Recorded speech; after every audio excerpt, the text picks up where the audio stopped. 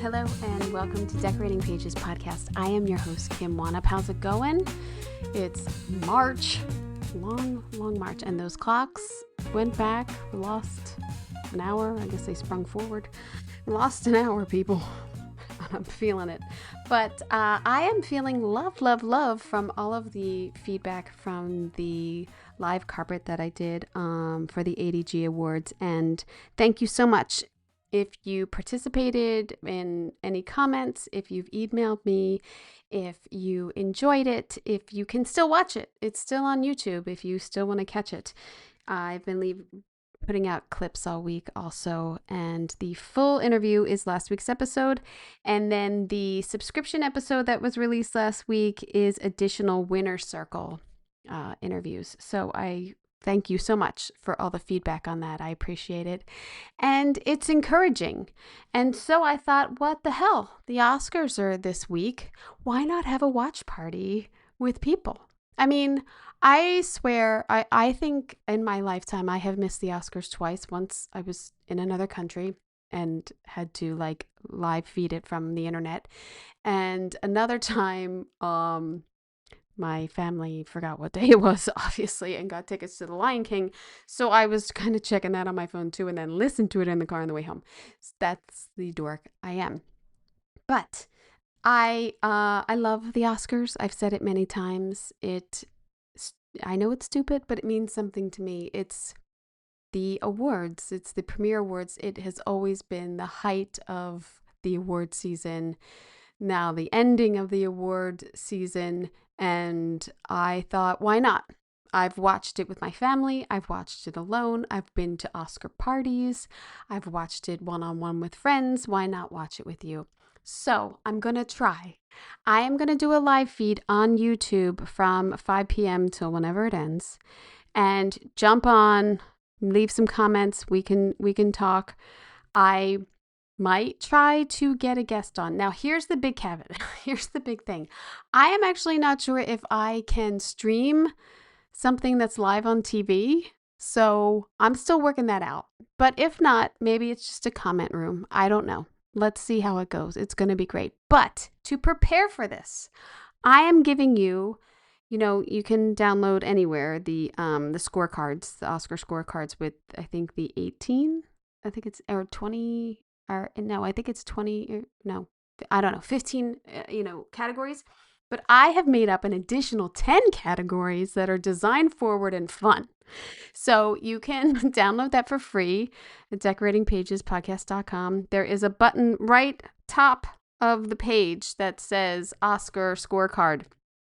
Go for it. It's free. Take it. Do with it what you will. Or jump on the live feed and maybe we can discuss. And maybe people do well. I think it's 34 questions or something. And we'll see who gets all 34 right. Probably won't be me. But I thought that would be fun to do. So again, it's free. It's also in the email that came out today about this episode. If you are not signed up for the episode announcements, again, go to decoratingpagespodcast.com and sign up right there for the newsletter. It's just one email. I don't bombard with emails. You can ask anyone. So there. Yes. And then this Saturday, along with all of the Oscar fun stuff, the ADG and SDSA are having their annual, what do they call it? A panel discussion with Oscar nominees, the Art of Production Design Oscar panel. And so this is moderated by Tom Walsh, production designer, and Jen Pascal, set decorator. And you will get the set decorator and production designer of Frankenstein, Hamnet, Marty Supreme, One Battle After Another, and Sinners. They're all going to be there. It's very exciting. The admission is free at the gorgeous Egyptian Theater in downtown Hollywood. It is an amazing theater. If you haven't been to this event, go. They suggest going at 11 a.m. It starts at 12. Now, you can also live stream it, just so you know. I think that's on the website. It's on Vimeo. So you have to go to their website to figure that one out, people. I can't do everything here. But yes, that's exciting too.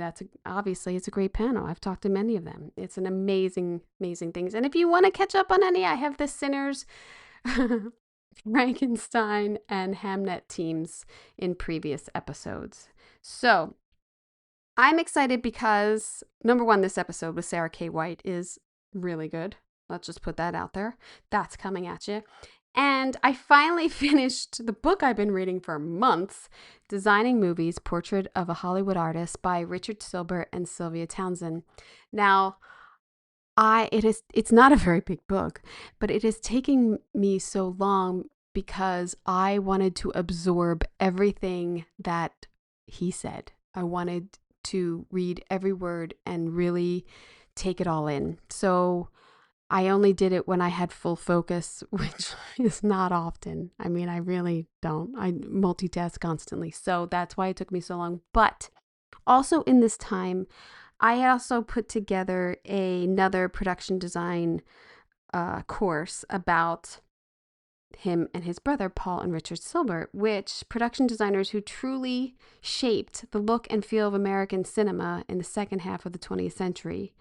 Paul and Richard Silbert are twin brothers, so I'm in. That is so crazy to me. Born in Brooklyn, 1928, who went to leave an undeniable mark on film design. Collectively, I mean, it's an amazing resume.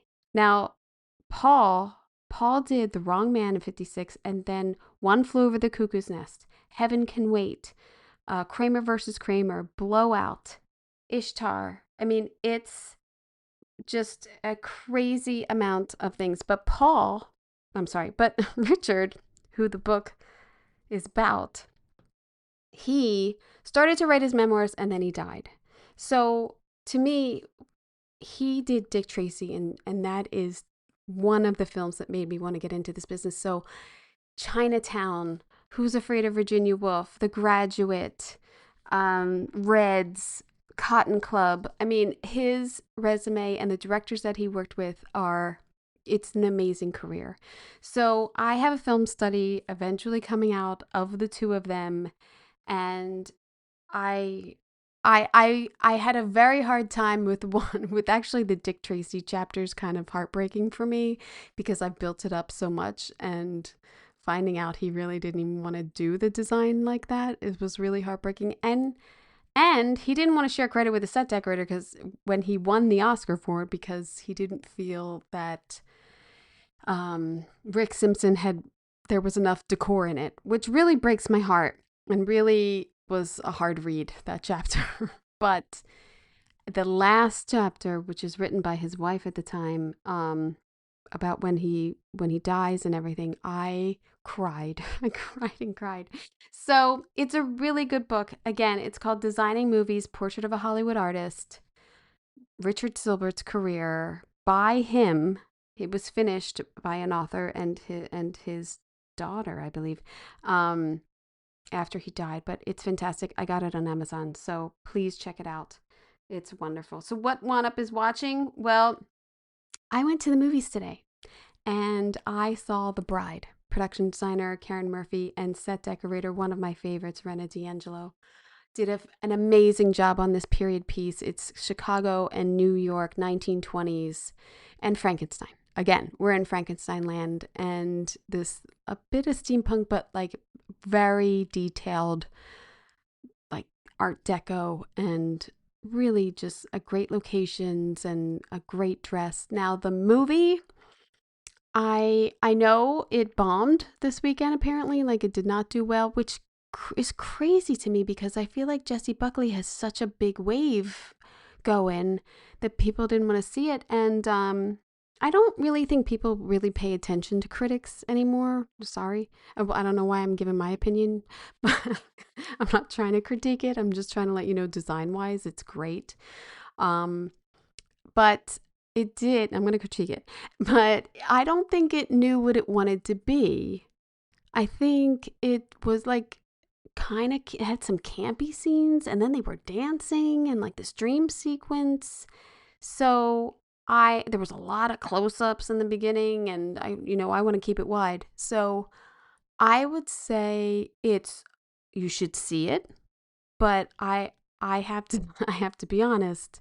There was a guy snoring in the 10 people who were in the theater with me, and that sucks. That is so embarrassing. Like, that I wish I could have thrown like a popcorn at him, but he was older, actually. It was probably his nap time. So it's definitely watchable. So I would say go to the movies. If you're going to go, just see it.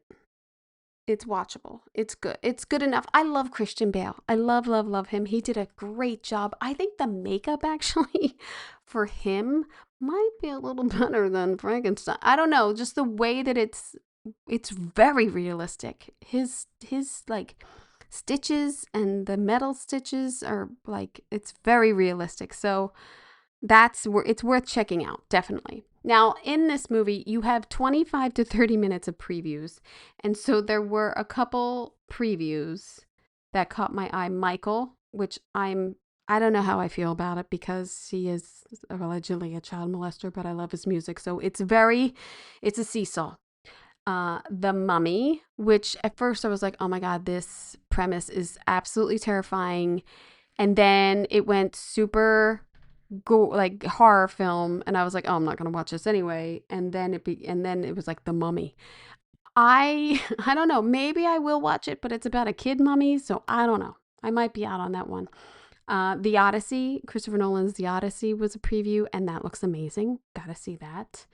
And then a little rom-com, The Drama. I think it's a rom-com with Robert Pattinson, looks super cute.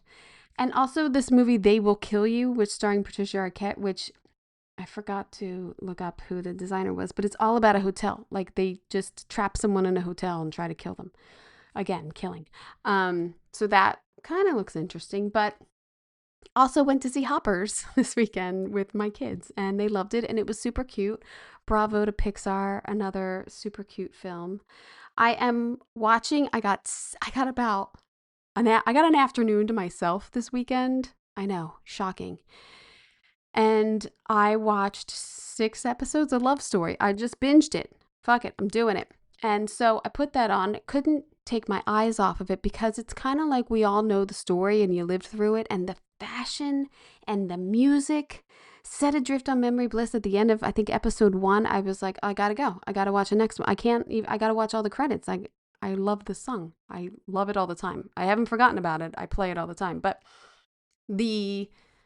I don't know. It nails it. I mean, production designer Alex DiGirlando? I know. I'm sorry.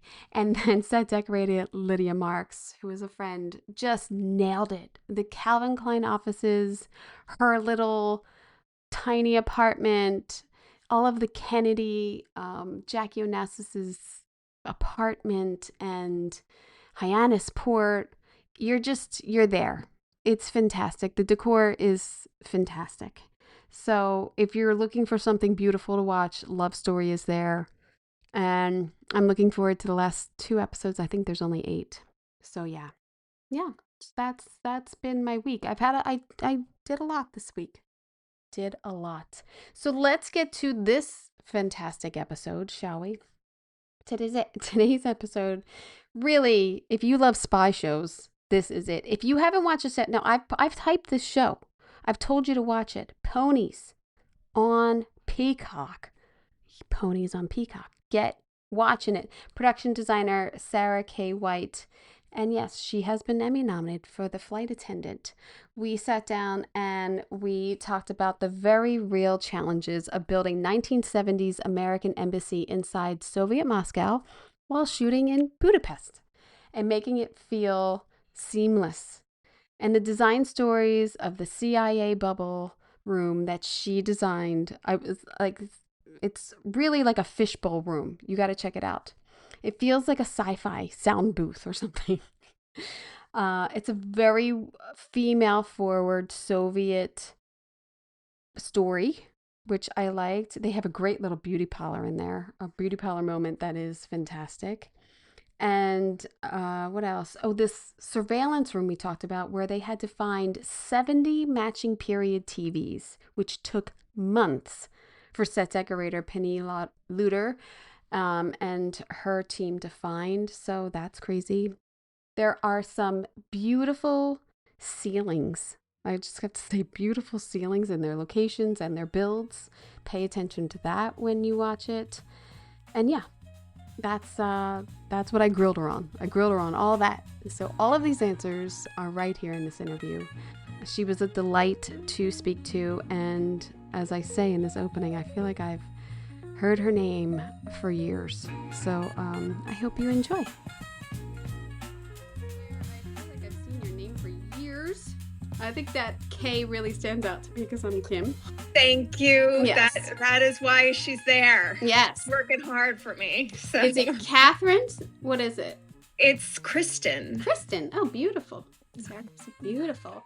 I loved the Flight Attendant. So I'm. Oh, thank you so much. Yeah. And it you're still, like, stands out to me for like creative opportunity and like the fun of existing in like a psychologically traumatic experience and designing for that trauma in a like a really direct way. Right.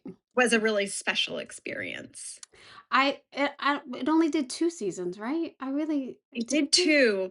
Yeah, there was a goal. Well, the original season was based on a book, and it was encompassing the arc of that book pretty directly. Like, we certainly made liberties and directed. The show was sort of directed to certain parts of the drama of the book rather than others, but we ran that storyline, and then it was, wonderfully successful. Yeah.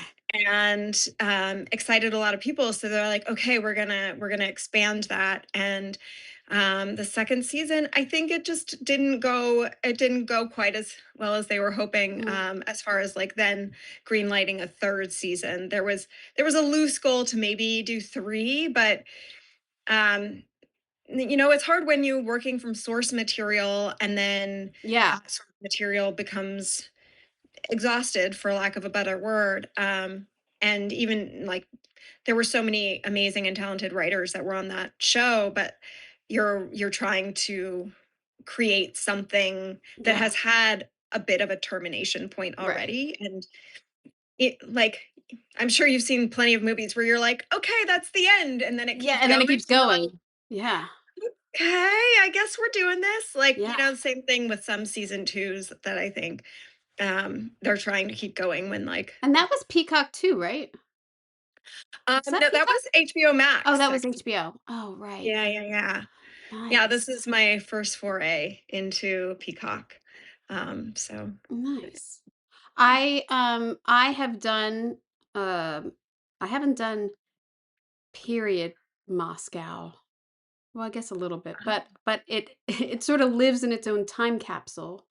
That sort of that well, the brutalism is one, but then that era of patterns and like almost like I always think of their plugs and everything like spaceships, and like they were kind of advanced in their modernism, and then they stopped. Like they completely stopped. It feels like from research I did. So did you enjoy researching this period? Oh my gosh, I absolutely did. My knowledge of the Cold War era and the Soviet Union definitely came from pop culture and my high school history classes. And so my direct understanding of what that period looked like, and I lived through I was born in the early 80s, and so I saw the fall of the Soviet Union, and the world that I was living in was the US propaganda world around that culture and that society. And so there were certainly things that when I started, I kind of got the nod that it was greenlit about 3 months before my contract was finalized, and I went to Budapest to start working because of my relationship with Susanna Fogel and David Iserson. And I spent the intervening 3 months going to the art and architecture library at the New York Public Library and like just digging in on the history of architecture, starting like really early on, starting in like the 1400s in Russia and like the Tsarist era, and building my way into the 70s, because I thought that it was super important to understand what were the forces that were creating the look that Right. was there. And because it's important for David and Susanna and myself to always look at a world with all of the layers underneath it. Like this in within the 70s, you're not just experiencing the things that were built in the 70s, you're experiencing the stuff that was built any time before the 70s that's still relevant. Yeah. And what's still relevant and what's still built and what's still used depends on the culture, it depends on the economic level of the characters. So there's so much that I wanted to grasp before I showed up, and I was lucky enough to get the time to do that in a lot of Yeah. ways. That is really lucky because you could deep It dive into that for a very long time. I I mean, mean, we I all feel like could in research, but any yeah, research time is always appreciated. It makes it better. Prep it makes it makes it better. better. It Yeah. definitely does. Like understanding the sort of upward trajectory of the art and the design in the era that kind of like hit a point in the 20s and 30s where the art was like Malevich, like these are artists that are still considered contemporary masters, and the abstraction that was happening with the design and the architecture and the art that like hit a point where all of a sudden nationalism came in. And much like we're experiencing today in the US, like there's a regression and a looking backwards. So there was this huge looking forwards that was sitting there that had already been developed in Russian culture that was then like starting to be tapped back into once this society was moving away Mm, from like high communism, right. which was really like the 30s through like the 60s at best, like Yeah. that era that was like very much moving away from that progress. People started visibly tapping back into it when things started to get a little bit looser, which like definitely happened around the 70s. And then there's all kinds of other forces that are happening too to create the aesthetics of the era. What's great too about this storyline is that you have all that backdrop, but then you have Americans Yeah. and you have, I mean, especially with their clothing and stuff and trying to some of them are trying to integrate a little bit, but some of them are just American Yeah. and trying to bring American things into their lives because they're kind of like they're stationed there or what, they've been brought Yeah. there. So I really liked that mix that you were able to do that in the dressing and the design. That was one of the most fun aspects of it. I did talk to a few people who had, not obviously in the 70s, but had been stationed in Moscow Oh wow. in working at the embassy. I have family who work in the military and are deployed. And I talked to some other people who had researched that process. And so we integrated different parts um, of like American culture into the different apartments. Yeah. Like Twyla, oh, this is Ray and Cheryl's. And Ray and Cheryl's, like what was fun about them is they've been a lot of places, but they've also been in Russia the longest Mm, compared to the other main characters that we spend time in their apartments. So there's elements that are in this apartment that would have been either obtained directly from their Russian environment or would have been obtained through something like the Netherlands or Sweden or something, travel. The other some stations. adjacent Western culture that had a design sensibility that they could have had access to. So they would have brought stuff with them. Like Twyla wouldn't have brought that much stuff with her. That's why she has some like standard issue furniture that's Right. from the like American embassy will like give you a certain kind of furniture. And so she has some of that. B has only American stuff, and Ray and Cheryl has like a broader mix of stuff. And they're a lot more well, Cheryl's a lot Lived more it. showy. Yeah. So Yeah. Yeah. so she's got more bling. I didn't by the way, I didn't see that coming at all. Oh, I didn't see that coming at all. So that was I so really fun. liked the show, by the way. I think I devoured it in like a day and a half. So I was Amazing. like Oh, I'm I so was like, glad. "Oh, great. I don't want to watch this, and I want to watch it. I'm gonna stay up for one more. So, That's so oh, good. it Oh, was good. I'm glad. I'm so And you gotta glad. pay attention because there's subtitles. So it's like you Yeah. can't really be scrolling while you're watching it either. So, I know. I um, know. It's true. It was incredible to see everybody speaking Russian. And there was an amazing moment where I was prepping remotely, and then I got to Budapest, and I just been living in this like American world and Russian world, and then I got to Budapest, and I was like, "There's a third language that's happening around me." ah! Hungarian. I'm like, oh no, there's also Hungary that I'm contending with here. So it was like three different cultures that I was like liaising between as I was working, which was So let's not wild. count the 3 months of research you gave them for free. Mhm. How much Yes. prep did you have? Um, I think that I had it was maybe 10 to 12 weeks. Trying to remember. I got there late October and we started shooting at the end of January. And then we had our holiday hiatuses Right. and so That forth. really So always screws everybody up. it's a real wrench in the works no matter what. Yeah. Like it doesn't yeah, it's time that you live under this illusion as you start a project where you're like, "Oh yeah, it's just X many weeks away," and then you have to just keep reminding yourself to Yeah. subtract 2, and it's And you not wanna fun. enjoy yourself on your time off, which half of it is spent, like, either letting go or getting back into it. So Yeah, it's never absolutely, easy. And absolutely. your builds were the apartments and Yeah. the office and then the, like, inclusion room, that, like, secret room. Yeah, so we built all of the embassy apartments, How many and that did was you build? Because I was afraid that you had to redress them. Like, we did. my nightmare was, "Oh my god, they built 1 apartment and had to redress it 3 times." That is accurate. We Ugh. built 2 apartments. We built B and Twyla's on opposite sides of the hallway, so that was we didn't have to cut between them walking between each other's apartments, that was real. And then for Ray's apartment or Ray and Cheryl's apartment, we, um, added an extension because their apartment The is a two-bedroom for their oh, kid.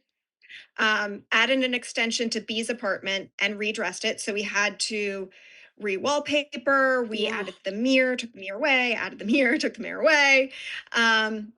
Yeah, so the hallway to the bathroom, we just expanded that And hallway then I went in. and built another master bedroom out to the left there, and then added off that hallway was the little kid's apartment, and then Twyla's apartment was a mirror to that, um, and Dane's apartment was redressed into Twyla's apartment, Oh, right. So and you're we're only in Dane's just a little yeah. bit, so yeah, God, yeah, I was like, "Oh, I hope they didn't do that to them."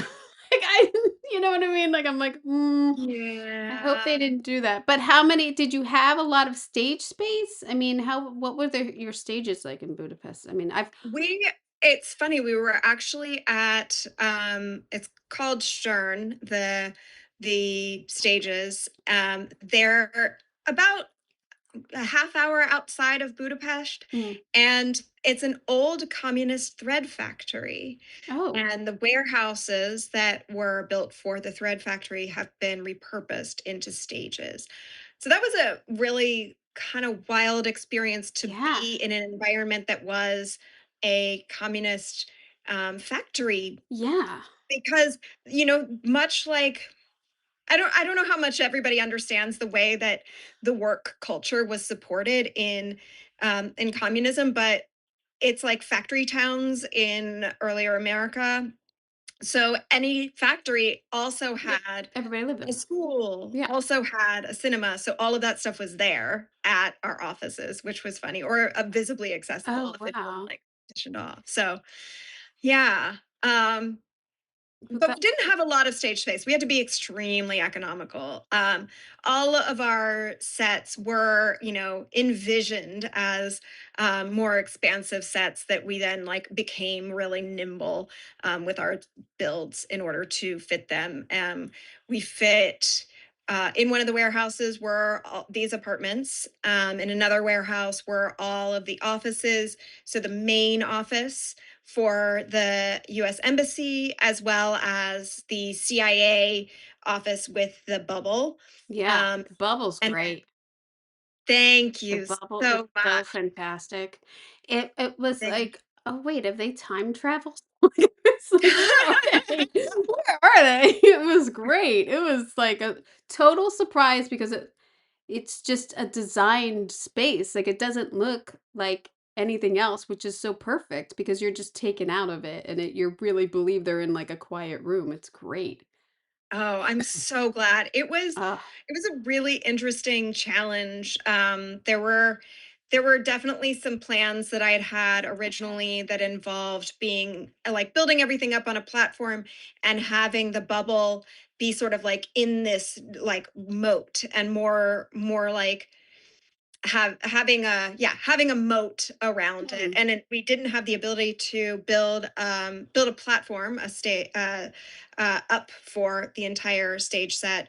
So it became about elevating the bubble and finding a visual language that gave the bubble and the surrounding room their own textures to differentiate them, and leaning into things like sound booths, yeah. um, that Is work this for recording. baffles? What is this? It's ba That's like the inspiration is baffles. yeah, So it's an exaggerated sound yeah. baffle that It's were often great. created out of wood, So pretty. especially in the Eastern Bloc.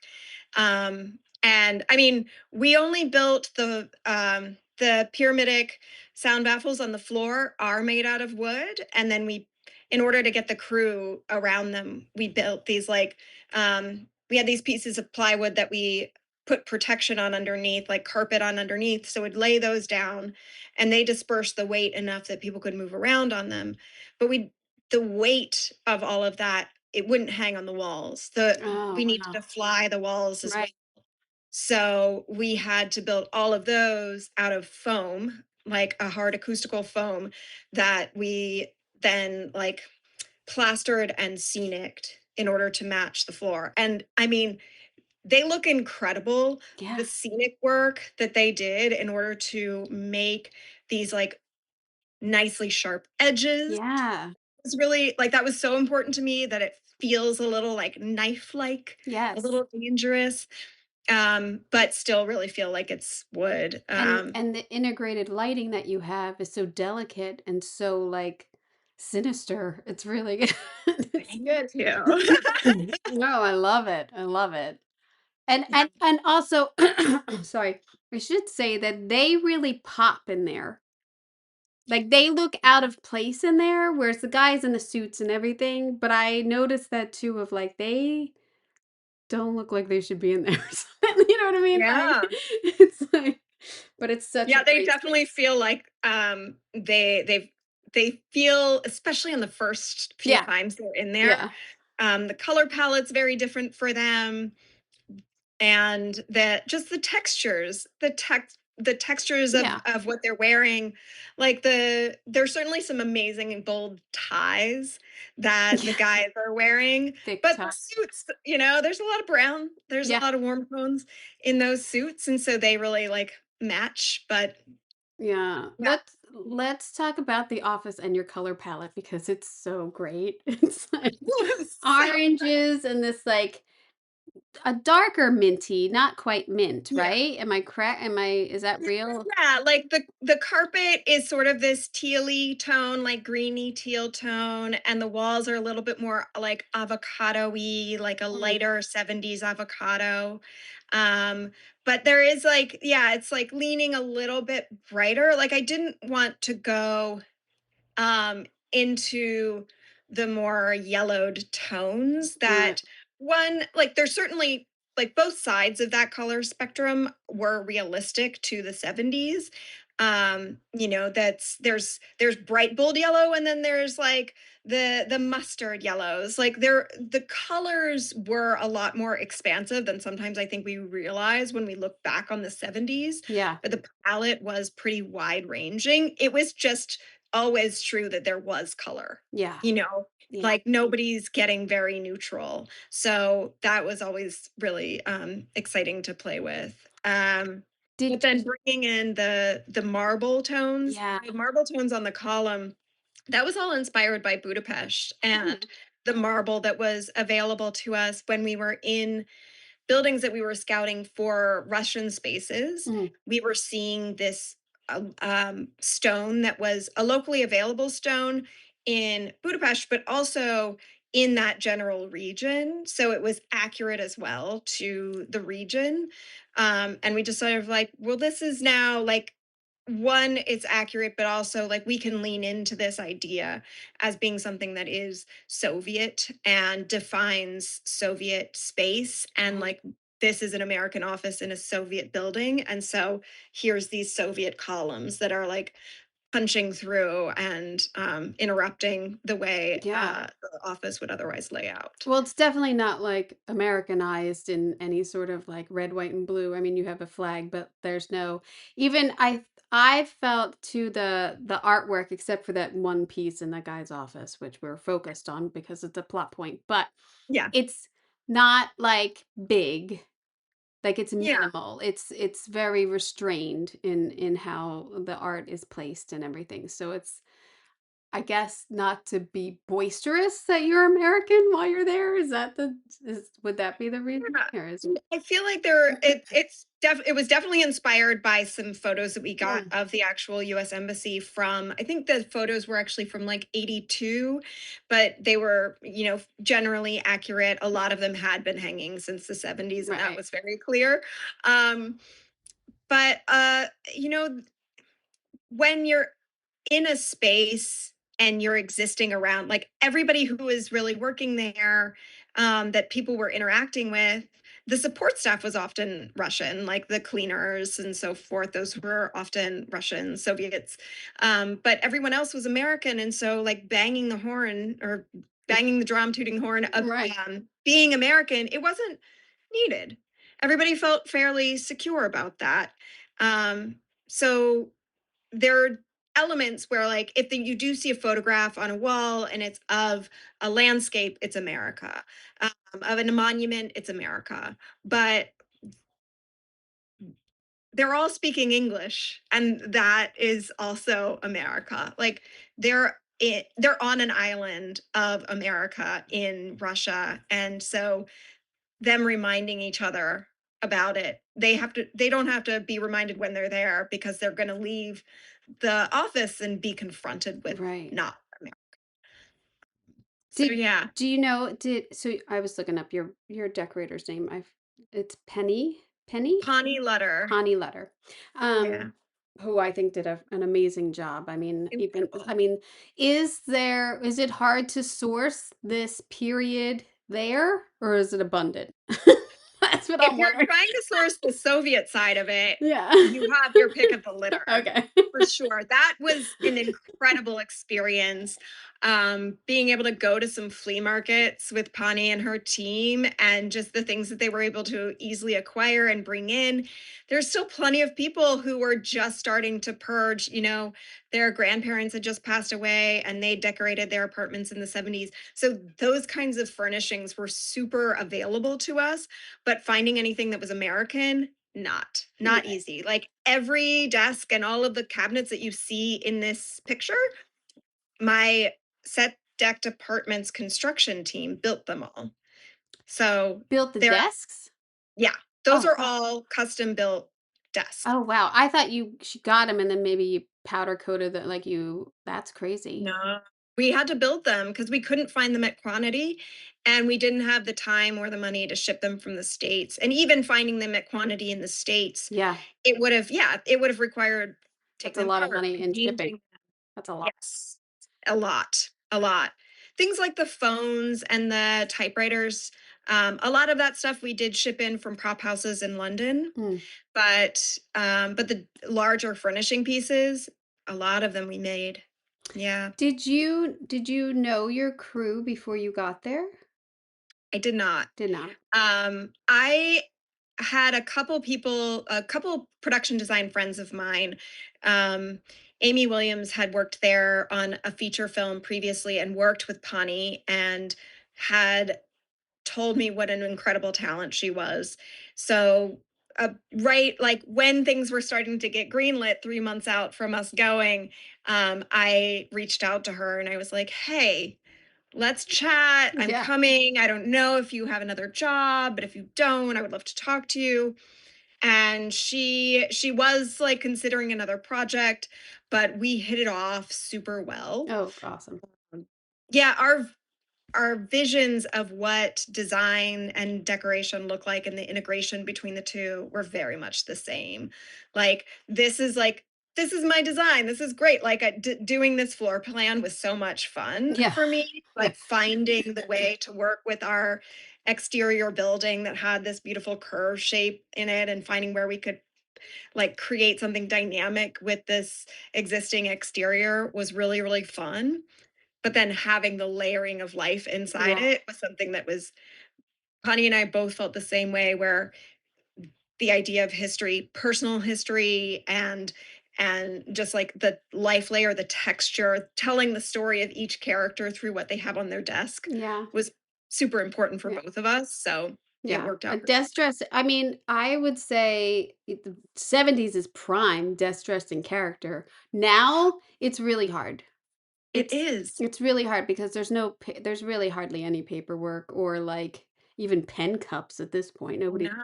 It's weird. It's weird. And then you put stuff on there and you're like, this looks weird. I don't even this looks dated. So it's It's hard to do desks now. it's really hard. It's so easy when you're in this, like the 70s was peak stuff Yeah, I'm era. jealous of typewriters. Jealous. I know. It's big, clunky. Look how beautiful the color of them are. Like it's like, yeah, phones. There's no more. There's hardly any phones. I mean, even like now when we work, I don't even get like I don't even get like a desk phone anymore. They don't even give me They one. gave us the option to get a desk phone on the job I'm on now, and I was like, "Yeah, I love a phone." And, um, they started installing them, and then not enough people wanted phones, so they're like, "It's actually not worth it. We are removing your phone." Oh. See? So, I yeah, miss yeah. phones. I miss that weight of a phone. Oh, I say it all the time. I miss phones. also, I love the Yeah. '80s and the early '90s for Yeah. that, like, little squirrel tail that you would Yes, that would on the help you with your shoulder be all up like this. Yeah.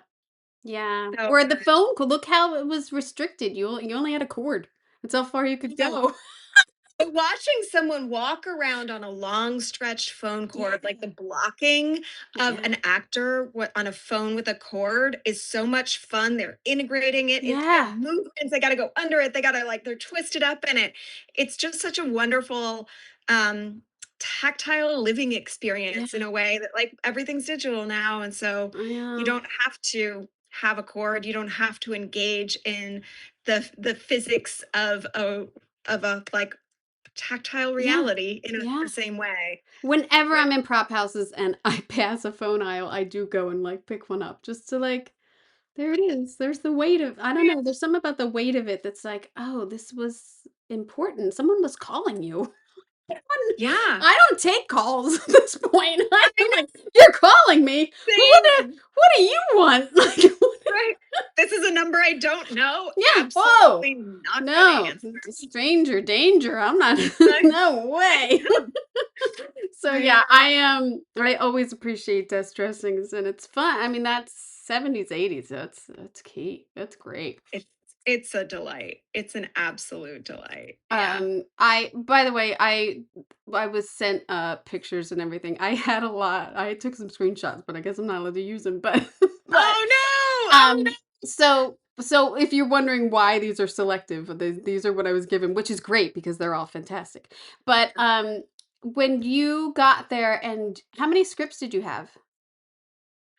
We had the first three when I got there. I mean, the one stayed fairly intact, but there's definitely, things that were rescripted once we got into the reality of working in the locations that we had, the schedule we had, the stages we Mhm. had, so forth.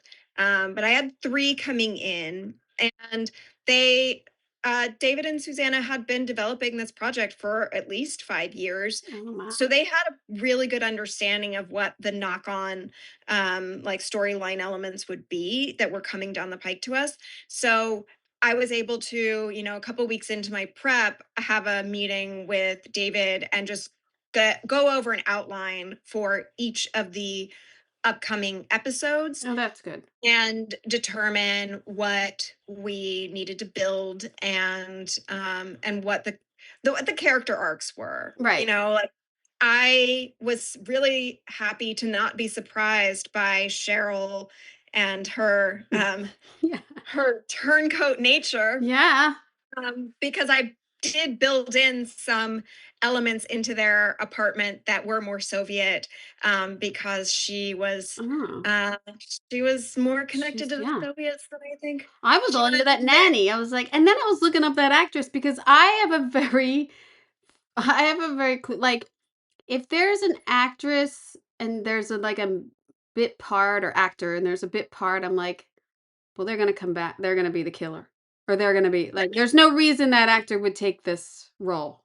It's Right, like Glenn Close and like a spoiler, but like, right. why would she take this role unless it's gonna turn interesting? So I feel like I'm always key into that, and I'm like, who is this actress? I've seen her before. Like I kept looking her up, and I'm like, I don't know her. I thought I knew her, but yeah, no, I thought the Yeah, nanny was great. the She, nanny was excellent. I thought they did a fantastic job casting her. yeah, Like she was cute. her cherubic face Yeah, and like sweet, just innocent wanted to go to that nature. concert. Oh, yeah. Um, Seriously. So when you have the outlines, you have some scripts, and then are you just location scouting like crazy on this Yeah. because you have so many locations? Oh my god. Oh my gosh. It was a really wild I mean, experience. When I got there, I was so jet lagged. The location manager came to greet me and talk to me about our objectives the day that I got in. We went to dinner. I was completely delirious with jet lag while we were at dinner. I'm I trying bet. very hard to have an engaged conversation, but I was a mess for like the first few days, of course. Yeah. But we were in the car the next morning, and he was like, "You want to look at that building? Let's look at this building. I'm going to take you to this building." And it was a really incredible and challenging process. I'd never been to Eastern Europe before. I knew way more about Moscow than I did about Budapest coming Right. into it. So I had no idea what to expect. I just knew what I'd done enough research that I was like, oh, that is something that comes from the Soviet side. Or that is something that's like the Austro Hungarian Empire. Like, that's more Austrian. Mm, That is not something that we should see. We should lean over here. But I didn't, for the first few weeks, I didn't know where I was. I would get in right. a car, I'd be driven a place, I would get out, I'd get back in the car. But then I was like seeing things like this incredible Incredible architecture. lobby Yeah. of a university building that's from the 70s that from the exterior you would never guess. It's beautiful stained glass. It has this gorgeous language of like pin lights on the ceiling. Yes. It's really great, and and then it reflects on their flooring and everything. It's a really beautiful space. It's a good location. It's absolutely incredible. Um, if somebody is watching the show for a second time, I would say keep your eye on the ceilings. This Oh, show has the some ceiling. Oh my god. The phenomenal break room. 70s No, wait, lighting. did you build the break room? Do I have the break room? The Oh, room, I had the well, break room. I wasn't allowed to show it. um, there's there's a break room, and then there's also the like the entertainment room Yeah. that they have. That no, that was a location. Oh wow, what a great ceiling. Like almost, it looks almost like they're marshmallows on the ceiling, Yes, right? it's fantastic. Oh, It's in the basement oh of a my god. building that's been uninhabited for probably a decade, falling down, It got truly falling but down. it now it's out in the light. It got seen. That's fantastic. I felt that way about that space and the Hotel Budapest, which came became our hotel and tourist. That you had that slide with them at the Oh, bar. this, yes. That Yes. one, Another great when great ceiling. we scouted that in October and it was a functional hotel. We decided that we were going to end up using it. I think it was like January or February when we were like, no, this is definitely going to be our hotel and tourist. It was already decommissioned and they'd started early demo Oh, processes. no. So What they'd the already stripped out all of the mechanics for that like heating and timing? cooling. And you can kind of see a little bit of it on one Nah. of the soffits. The By Oh, stripping out the heating and cooling system, all of the pipes had been they were overflowing as they were draining all of oh no. the fluids from the heating and cooling systems. And so this entire ceiling on the left hand side of this frame was gone when we walked in and started shooting, and we had to rebuild it because the water damage had caused it all to fall down. Oh my And God. it See, was so it was nothing it ever was works out. it was crazy. We literally had to go to um the owners of this building and say, you have to pause demo. You have to pause it for 2 months, and we're going to give you this money, and then Yeah. you're going And to then they finish said, demo when we're more done. money, more money. Yeah. So we I give so much credit to the production team for making those deals, and the location manager for like getting us in there. But it was really hard because there was a lot of damage, and everything had been removed from the building. Like all of these light fixtures had been there when we had scouted originally, and then we had to bring many of them back in Wow. because they'd been stripped. I mean, it's a So great space. It's like rounded bar and then a rounded wall of windows and a lot of marble. And then you have these little like half moon lights across the mm, ceiling. It's just yes, really, really pretty and very period. very Yeah, period. Yeah. it's great. It was originally built, I think, in the late 50s, early 60s, the building. Mhm. And we were able to bring in some elements that were actually directly derived from hotel and tourist, which that back lit glass mosaic, that was Oh, something that the we back. created and installed and was based on a glass mosaic that was in the lobby of the Moscow Hotel and Tourist. Oh, And that was an amazing experience. My graphics team, led by Jomi Kabai, I think is how you pronounce her last name. She and her team were incredible and did a fantastic job of putting that together. oh yeah. It was, Because there, yeah. there's a lot. I remember in my own research, there's a lot of mosaics. There's a lot of in their Yeah. world. They were really into that. I mean, this one building that you have Yeah. here as a location, that you said it was a campus, right? As a Yeah. It was a medical school campus. beautiful. Soviet murals and like Yeah. Mural. Soviet real like socialist realism was so important to the progression of Really. communism and the Soviet Union at the time. We really did everything we could to exploit all of the existing murals and statues and architecture that was available to us there, because it immediately keyed you into the era and to the feeling, if you know anything about it, of communism and like the history of communism and the way that they controlled the visual language of communism. So was really fun to be able to use some of this stuff that was already there and then amplify it when we created our own elements. Did you have any problems with clearance? Yes. Okay. I was Yes, gonna we say did. because I know Absolutely we did. I didn't go, but they did For All Mankind, and I know that they had to like a wall like this redo the whole wall because they couldn't get clearance on this like space mural that they had, and so then they had to Yeah. create their own. So yeah, I mean I know that they had problems. I didn't know if it was also you, but yeah.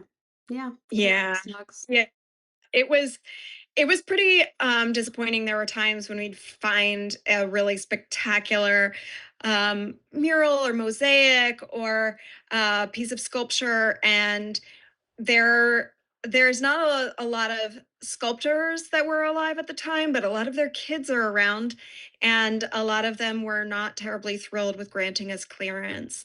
So there's plenty of places where we were shooting like in the opening sequence of episode one, we have a character who's standing in front of this gigantic Soviet sculpture of a Right. guy running with a flag. And we were able to get that one cleared, but it was in a sculpture park that had almost 100 Soviet sculptures that had been brought to that Mm, space. And we were like, well, we don't want it to be a sculpture park, but we don't mind seeing some of these right. and using them to like continue to identify place for our audience, but most of them wouldn't clear. So Such a bummer. we hid some of them practically, we hid others in VFX.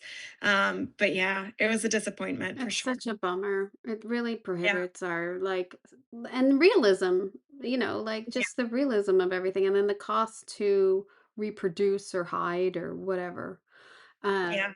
I did like the beauty salon. This was the only one I have, but what a fun little beauty salon in the 70s. That is a fun Uh, one. It was something that Susanna and I had talked about before the show had greenlit, the idea of creating a beauty salon. And generally amplifying women's spaces in the 70s, Mhm. especially Soviet 70s, because the stories that are often told about the 70s, about spies in the 70s, about the Soviets, are masculine stories. Right. And they don't give us the lived experience of the women of the era. So we became obsessed with the idea of getting a beauty parlor in and had done a ton of research. This image shows just a little bit of the Yeah. reflection from the other side of this huge wall height mural that we did of these two women in these fabulous new haircuts that are gazing at each other. They're so, so fun. And getting the pictures on the wall, again, working with Pawnee to get the furniture that was so period perfect, Yeah. and getting these little details of like, oh, these posters, they would have ripped them out of magazines. Yeah, well, It's not that's like what I there's was gonna just a place to say go. too. Are you created these images because you can't use what you can't rip something out of a magazine, which sucks. But Yeah, the creases in them and like the torn corners and things like that yeah, of like they got inspiration from, yeah, like you're saying, like the magazine and just put it up on the wall, like very lived in look here. It's yeah. really great space. And then so your painters did the murals, or is that So what we had the a graphics team graphics? create the mural, and then we applied it to the wall. Yeah. Yeah. No, So it's great. I loved it, it. It is such a girly moment in it's you know. this was an amazing moment too because this shot doesn't show it, but there we put in a fantastic mosaic floor tile Oh, that was super colorful. It's like this broken tile mosaic aesthetic that was very common in the Soviet in the 70s, and it used a lot of like oranges and pinks and purples and reds, and those were the colors of the space. And after we were like getting close to finalizing the design and making sure that we could achieve the colors that we wanted, that you also see in the stained glass divider that's yeah. in the other reflection. I went to our costume designer Anastasia, who I've worked with before on other projects with Susanna, and she was like, oh, that's great because I have this dress for the woman who's working at the beauty parlor, which you can see in this photo, and it almost directly matches the floor tile Oh, it's in a way that was so fantastic and just a great moment. Anastasia and I are constantly finding that we interpret scenes and characters in a way that like the palette and the patterns are almost matching every time. oh, that's So we great. have to be on top of it for each other. Yeah. And sometimes it works that Because they match. sometimes it's yeah, it's great, but you want to complement each other. You don't want to Yeah. blend together. You don't want to. Yeah. So it's always something we have to be on top of. As soon as we were like, "Oh, I have this idea for this direction. Hey, are you thinking the same Yeah. thing?" And if You're so, not thinking the same thing as me, are you? yeah, who's Um, going? the apartments and houses also, Yeah. and getting everyone's character into these spaces. This one, I mean, I love because Yeah. wait, is this digital? Is this a real picture? This is real. Oh, okay. This That is real. arm, that lighting on the arm threw me. Oh, yeah, it's a little warped because these spaces, this was Sasha's apartment and it's small. We expanded it a little bit from the practical dimensions that it would have been at the time, but they were small apartments. So Oh, yeah. it's fairly tight space. One of the things I loved in doing research for them is how much they loved pattern. And pattern on top of pattern, and it doesn't really have to match, but because we just got pattern in here, it almost like it was a luxury, and like it's told that like, oh, we have this now, like this one, a rug on the wall is very common to see in people's homes there Yeah. and everything. So it is so much fun to decorate this style, and if, I don't know, I really liked it. It was great. I mean, it was awesome to also do the research and understand why were they hanging rugs on the wall? Like, what does this come from? I became obsessed with it. A friend of mine who is a set decorator in New York, her name's Nadia Guerevich. She grew up in Moscow, Mm, and I wasn't able to bring her with me on the project, but I did talk to her a lot, and she was consulting for me at the very beginning.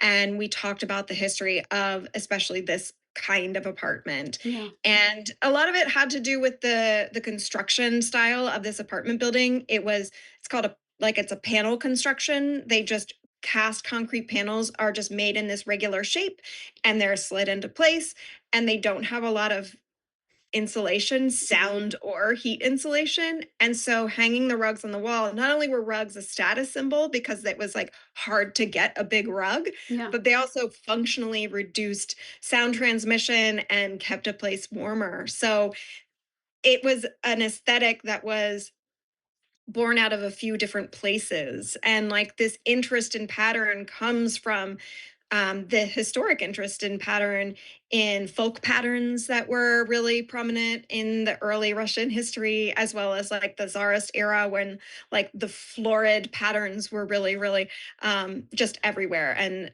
that history of pattern was something that I really was excited to play with. And there's yeah. so much justification for bringing that in. It was just so, so much fun. Did you, make this wallpaper, or did you find this? And most of the other wallpapers, they were Oh, a because I have customization of what we found. So, like, in, yeah, there we go, in Ray and Cheryl. So, I found this pattern that was like a historic chain link looking pattern. Mm, Um, but a lot of the wallpapers that I found that were real wallpapers that had been produced at the time, there's certainly not enough quantity. And a lot of the yeah, colors had either faded or been damaged at some time. So we had to print them ourselves regardless. right, So it gave us an opportunity to custom color them or adjust the pattern to suit us. So that's what we did. We really like worked from right. historic wallpaper patterns, but then we did what we needed to them in order Yeah, to also make them work with our world. And so my graphics team with Jomi, she did a fantastic job of like giving me a bunch of options for color and we really would work through, sometimes it was four, sometimes it was a yeah, dozen yeah, classes on the way that we wanted to play with the pattern. In Manya's house that oh, yeah, we were I have at, that, yeah, yeah, we put in the wallpapers for the living room and the dining area.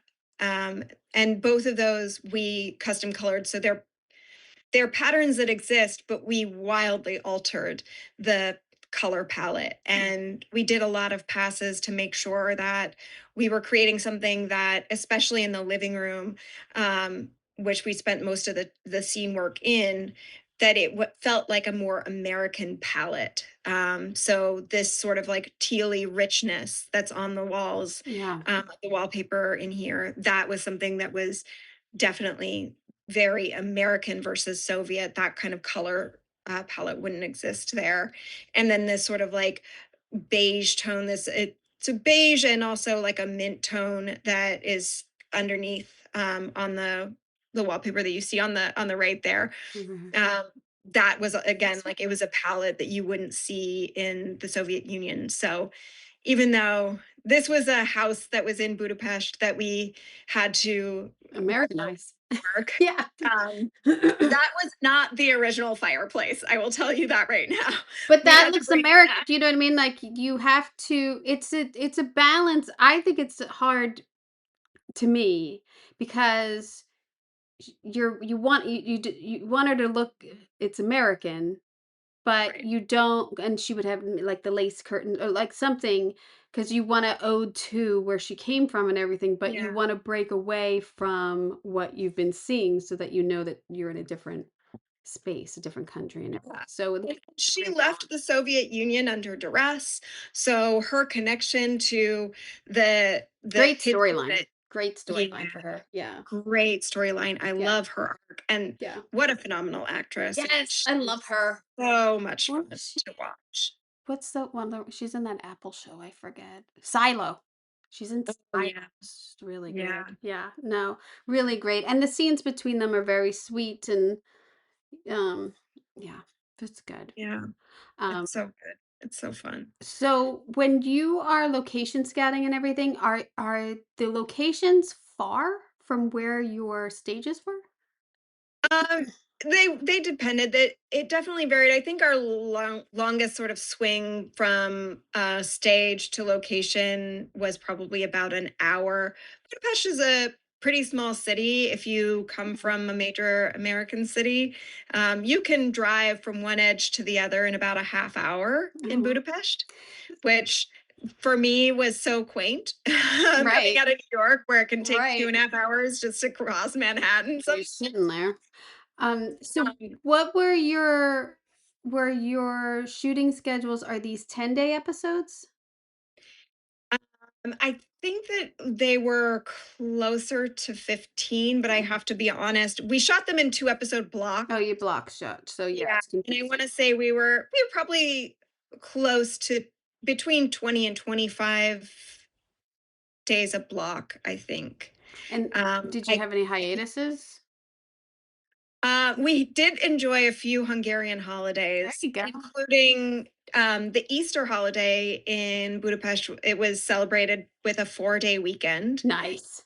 which was amazing. And it was the first time that I was able to go anywhere else. So I went to Istanbul Nice. for that holiday, Or which did was you have a opening set on location the day you got back, which is usually how they plan it. So all right. Well, we were lucky. I went with a couple other people from the project, one of whom was a writer on the show, and we took the last flight in, landed at something like 1 a.m. But on time, so we nice. were able to Nice. make it, yeah, to set the next day. You do get to do some little sinister, sets too, and I'm Yeah, assuming this is a basement location somewhere, but you've dressed it and made it into this, like, high tech high yeah, tech for 70s looking, like, spy area and surveillance area, so how yeah. did she get all the quantity of all those screens and everything? That's what That I wanna was a very difficult experience. Yeah. I started working on this. It's called the Kombromat facility in the slugs for the Mm, script, um, and it's where they process all of the footage that they have that they've been taking on their enemies so that they can use it against them.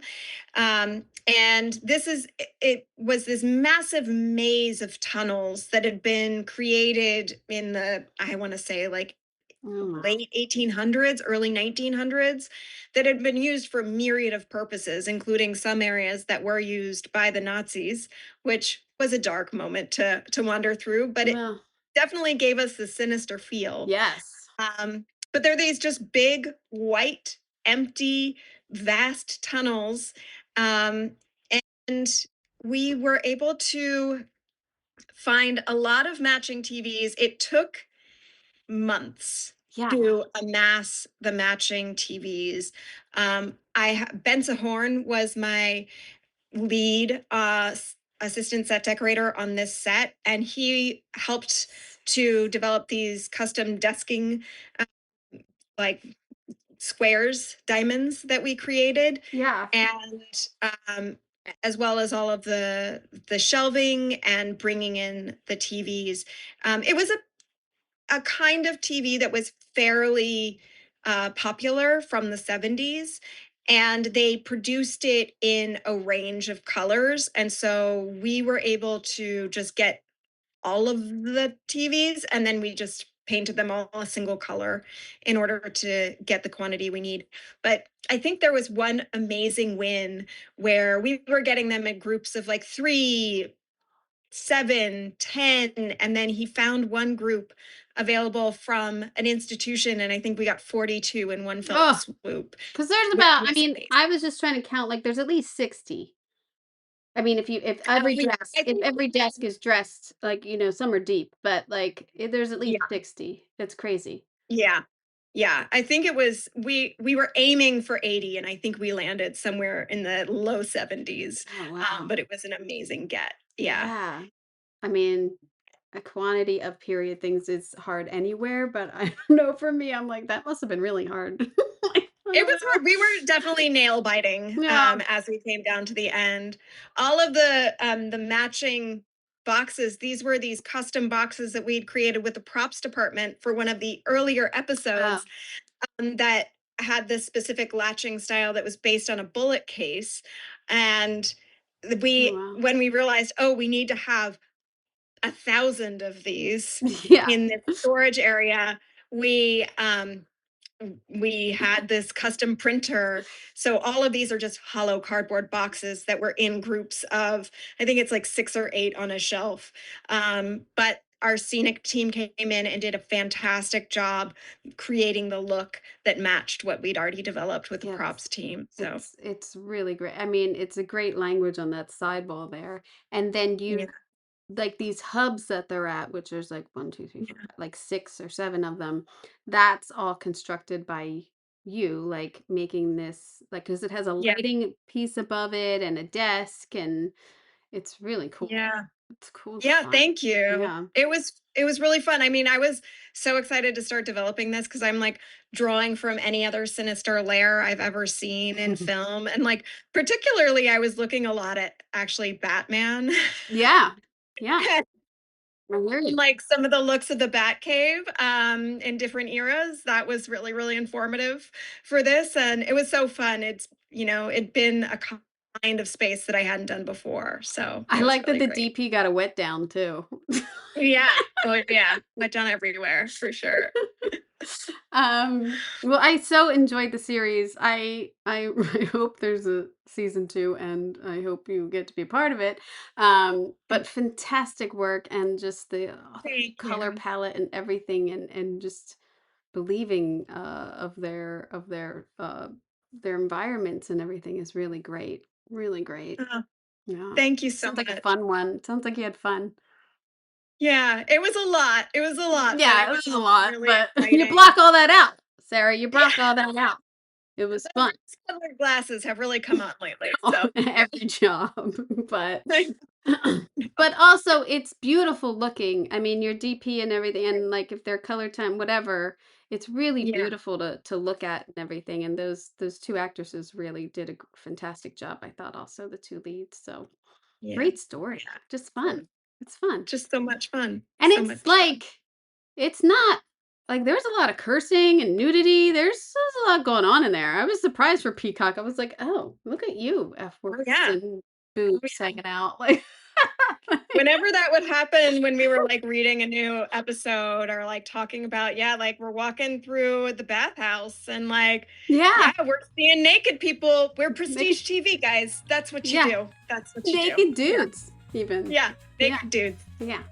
But yes, bravo, fantastic. Thanks. So, yes, so great to meet you. Yeah, likewise. I hope Likewise. you. This was such a fun I'm conversation. good. I'm glad. I'm so interested in how. I hope you enjoyed that as much as I enjoyed speaking with her. Just really a fun interview and a fun show to watch. And it was a quick watch, and I really liked it. So, period, 1970s. If you're looking for it, they've nailed it. Soviet period. Awesome. Yeah, that was a fun one. All right, so let me remind you again watch the Oscars with Wannop this Sunday at 5 p.m. live on YouTube. I'm going to try to stream it and have a live chat room that we can talk about it. I have made up a scorecard for you. You can download it free at decoratingpagespodcast.com.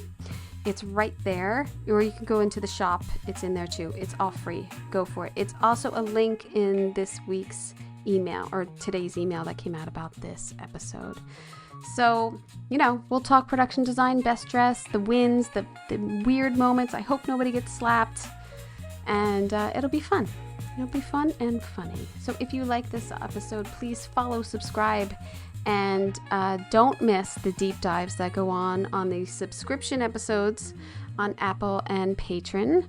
That is also fun. And all of these episodes always are on YouTube, and you can watch what we're talking about. You can look at the sets and specifically see what we're talking about over there. You can always check that out too. Free. So please leave a review of this podcast if it made you happy or laugh or rethink your wallpaper.